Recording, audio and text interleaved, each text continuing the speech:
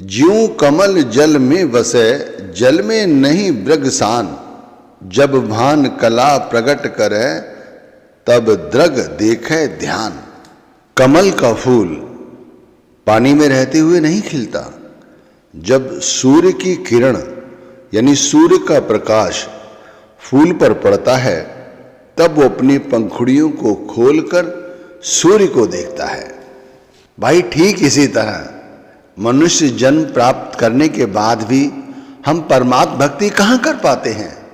जब गुरु हमें नाम भक्ति करना सिखाते हैं, तब हम भक्ति कर पाते हैं। सभी से विनती है कि अपने ख्याल को सत्संग के साथ जोड़ें। कभी सुमिरन पर बैठे बैठे अचानक हमें अंदर घंटे की आवाज़ें सुनाई देती हैं। जैसे सुमिरन कर रहे हैं, 2 से ढाई घंटे का हमारा अभ्यास बन चुका है। हम रोज रोज सुमिरन करते हैं बगैर नागा। बड़े प्रेम प्यार के साथ सुबह उठ जाते हैं। जो स्थान हमने बनाया हुआ है, उसी स्थान पर बैठकर हम गुरु का ध्यान करते हुए नाम जपते हैं। तो भाई उसी अवस्था में हमें कभी कभी अंदर घंटों की आवाज़ें सुनाई देती हैं। भाई घंटों की आवाज़ें कभी कभी बहुत जल्दी जल्दी सुनाई देती हैं और कभी ये मंद पड़ जाती हैं। जैसे हम 2 घंटे का सुमिरन करते हैं और आधा से पौन घंटा भजन करते हैं, तो जब सुमिरन करने बैठते हैं और हमारा ख्याल जब ऊपर की ओर चढ़ जाता है और हम शब्द के साथ जुड़े होते हैं, तब ये अनुभूति होती है कि हमें घंटों की आवाज़ें सुनाई देती हैं। अब ऐसा नहीं है कि हम 2 घंटे तक सुमिरन कर रहे हैं तो 2 घंटे तक ही हमें आवाज़ें सुनाई देती हैं, ऐसा नहीं है। जैसे सुमिरन करने बैठे और ख्याल जुड़ा, तभी हो सकता है हमें ये आवाज़ें सुनाई दी थोड़ी देर के लिए, फिर ये शांत हो गई। फिर उसके बाद थोड़ी देर में आवाज़ें सुनाई दी, फिर शांत हो गई।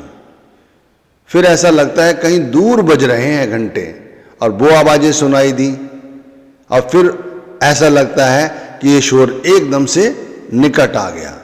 तो इसका मतलब ये होता है कि जो हमें आवाज़ें सुनाई देती हैं, ये लगातार सुनाई नहीं देती, ये थोड़ी थोड़ी देर बाद सुनाई देती हैं। कई बार तो एक बार ही सुनाई देंगी, कई बार एक बार भी सुनाई नहीं देंगी। अब यहाँ पर हमें सचेत रहने की ज़रूरत है कि जैसे ही हमें आवाज़ें सुनाई देती हैं, वैसे ही हमारा ध्यान भंग हो जाता है और हम सुमिरन से उठ जाते हैं।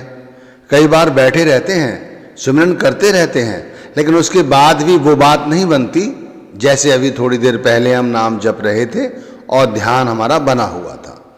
यहाँ थोड़ा सचेत होने की ज़रूरत है। भाई हमें कुछ सुनाई दे रहा है तो ये मौज है परमात्मा की, गुरु की, तो हमें उस मौज का फ़ायदा उठाना चाहिए। हम जैसे बैठे हैं वैसे ही बैठे रहना है। पहली बात, अगर कुछ सुनाई दे रहा है तो सुनो, लेकिन अपनी प्रतिक्रिया देने की आवश्यकता नहीं है कि वो धुन कैसी है, वो आवाज़ें घंटे की हैं या किसी अन्य चीज़ की हैं, ये कहाँ से आ रही हैं। हमें इन बातों को कतई नहीं सोचना है। जो काम कर रहे थे हमें सिर्फ वही करते रहना है। अब थोड़ी आप लोगों से चर्चा करते हैं।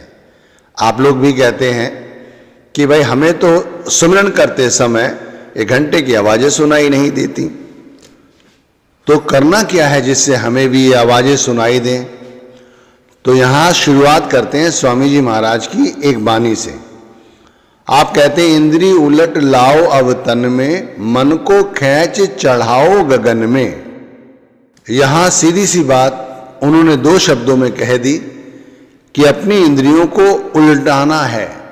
जो हमारी इंद्रियां 9 द्वारों के जरिए बहिर्मुखी हैं, उन्हें विपरीत दिशा में ऊपर की ओर ले जाना है।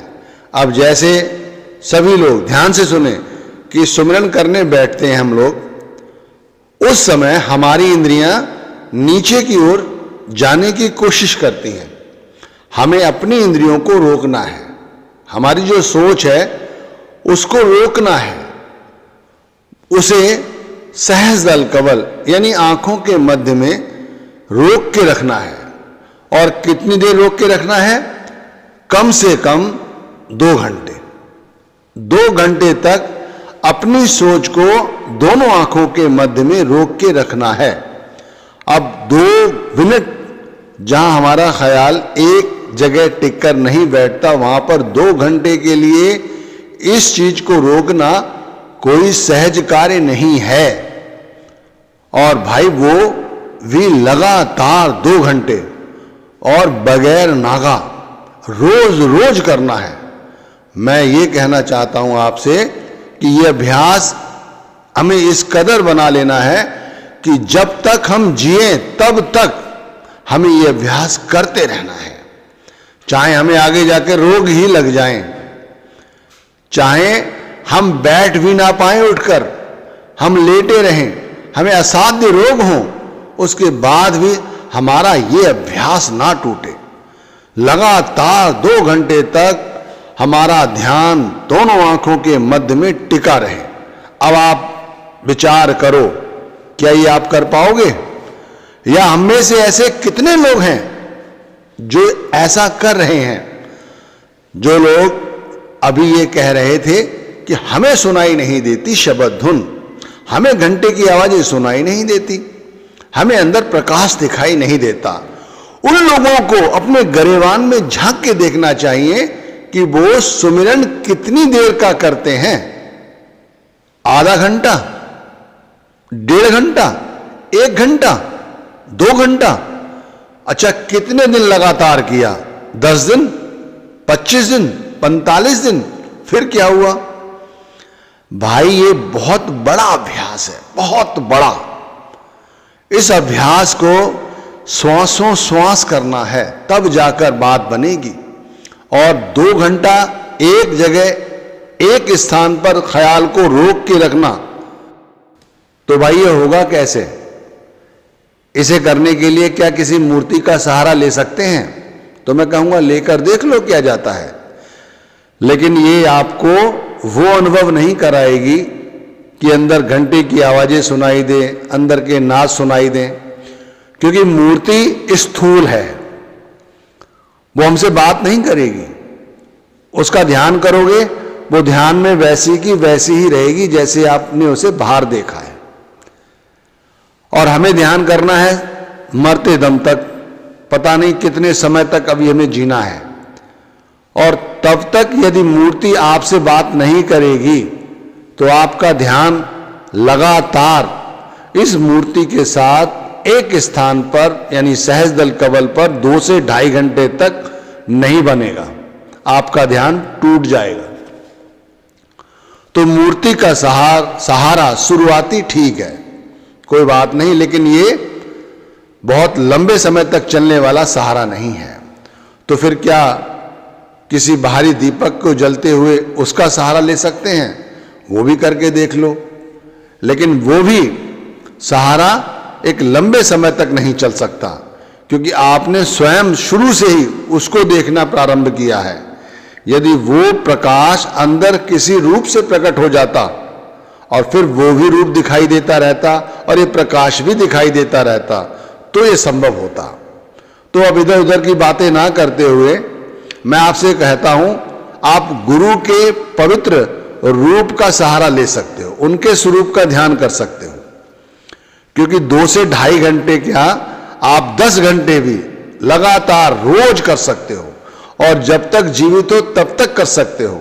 यदि आपके गुरु चोला छोड़ जाएं, उसके बाद भी आप गुरु के स्वरूप का ध्यान कर सकते हो। क्योंकि जो व्यक्ति लगातार सुमिरन की बैठक पर बैठकर गुरु के रूप और स्वरूप का ध्यान करता है, उसे तो गुरु के रूप से ज्योति या प्रकाश बहुत पहले ही दिखाई देने लग जाता है। अब 2 घंटे सुमिरन करने बैठते हैं, उसमें लगातार 1 घंटे तक, 1.5 घंटे तक गुरु के रूप और स्वरूप से प्रकाश दिखाई देता रहता है लगातार। जैसे मैंने आपको शुरू में बताया कि सुमिरन करते समय हमें घंटों की आवाजें सुनाई देती हैं, लेकिन वो लगातार सुनाई नहीं दे सकती। वो थोड़ी देर सुनाई देंगी, फिर गायब हो जाएंगी, फिर सुनाई देंगी, फिर गायब हो जाएंगी। कभी तेजी से सुनाई देंगी, कभी बहुत हल्की सुनाई देंगी। लेकिन गुरु का रूप का ध्यान करते हुए यदि हम नाम का सुमिरन करेंगे तो ये स्वरूप, ये रूप हमें लगातार 2 से 2.5 घंटे तक एक स्थान पर बैठे हुए ख्याल को रोक सकता है। इसके अंदर ताकत है। और गुरु के रूप से जो प्रज्वलित हुआ है प्रकाश या ज्योति, वो भी लगातार हमें दिखाई देती है। और जब हम मर रहे हों, यानी हमारी आत्मा इस शरीर को छोड़ रही हो और हम पीड़ित हों, हमारा शरीर जर्जर हो जाता है। जब बुढ़ापा आता है तो शरीर जर्जर हो जाता है, गला रूंधने लगता है, पानी मांग रहा होता है शरीर, आंखों से आंसू बह रहे होते हैं, गर्दन हिल रही होती है, हो सकता है पेट में भोजन भी ना हो। उस अवस्था में भी हमें गुरु के रूप और स्वरूप का ध्यान बना रहता है। गुरु चाहे चोला भी छोड़ गए हों, इसीलिए कहते हैं गुरु से सच्चा हमारा मित्र कोई नहीं है, जो यहां भी हमारी संभाल करते हैं और यहां जाने के बाद भी। अब लोग कहते हैं आप तो हमें बहका रहे हैं, जो गुरु चोला छोड़ गया है वो हमारी संभाल कैसे करेगा। तो मैं आपको समझा देता हूं कि मूर्खपंथी की बातें ना करो। गुरु कोई ये शरीर नहीं है, गुरु तो शब्द है। जो आप जप रहे हैं वो शब्द ही गुरु है, उसे लगातार जपना। गुरु गुरु गुरु आप थोड़ा सा गलत समझ जाते हैं, गुरु को ये शरीर मान लेते हैं और उनकी फोटो के आगे सर झुकाते हैं, उनके जाने के बाद उनकी फोटो पर हार चढ़ाते हैं। अरे ये सब करने की आवश्यकता नहीं। वो शब्द जैसे कभी भी खत्म नहीं होता, इसी तरह हमारा गुरु भी कभी खत्म नहीं होगा। एक और बात बता देता हूं, यदि हमें मुक्ति नहीं मिली और हम 84 के बेड़े में फिर रहे, आगे जाकर किसी भी योनि में जन्म लें, तब भी हमारी आत्मा गुरुमुखी ही कहलाएगी।